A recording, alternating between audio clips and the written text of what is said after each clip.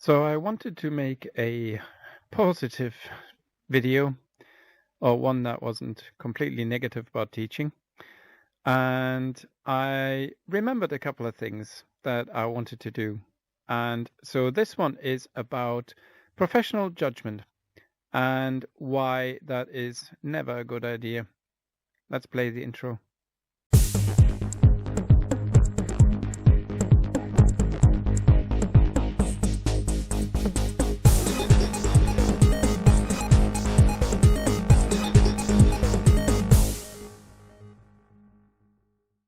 Okay, so let's imagine you go to your boss and you say, I have a problem. I don't know whether I should do X or Y. Your boss, being the helpful, reassuring person that they are, says, use your professional judgment, and walks away, probably skipping or high-fiving the next random person walking towards him. They have aced their job. That was brilliant. The new recruit knows that their opinion matters. Their professional judgment is valued. In fact, it's almost as if the answer was inside you all along. Hey, hang on a minute.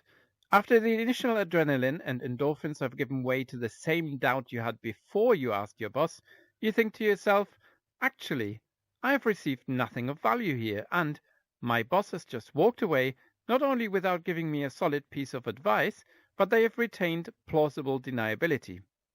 Now, of course, you don't think that you're a new recruit. So let's imagine that you've made a choice, and the choice, let's call it X, was terrible. You immediately think, what? That's correct. You have made the wrong choice. You should have chosen Y.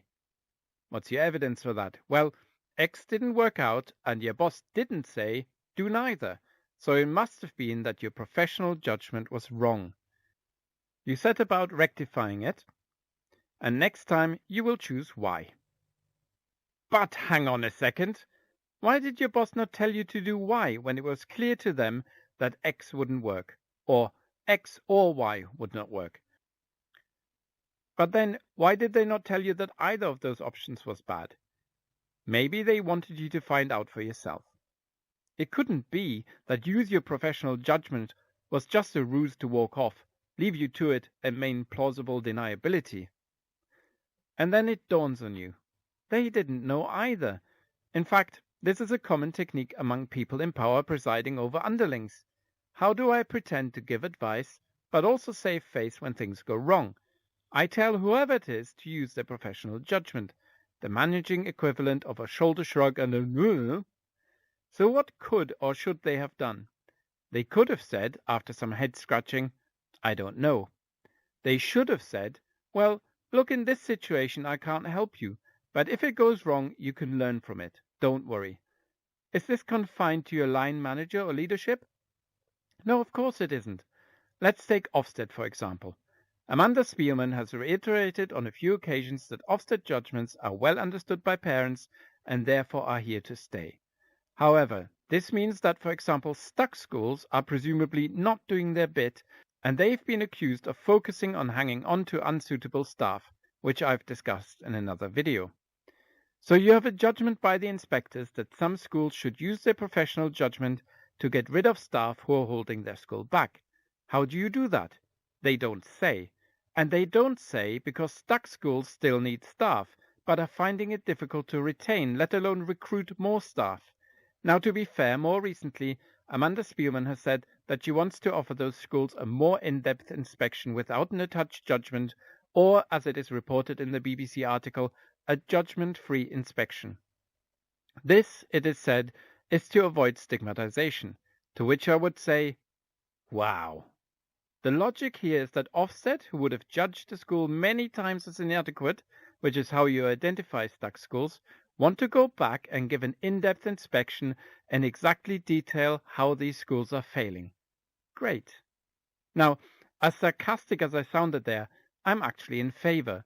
The reason being that leadership of the school has not been able to lift the school sufficiently, and just having the school being taken over by a multi-academy trust might not help. What you need is advice where somebody takes responsibility for it at the end. If it doesn't work, you say, okay, we tried, it didn't work, let's move on. The reason why people, particularly in education, are reluctant to do this It's because you don't get two chances at educating the same pupils or students. But what is overlooked is that learning isn't foolproof. Educators will make mistakes, small, medium, and big ones, and we need to learn to forgive ourselves for it.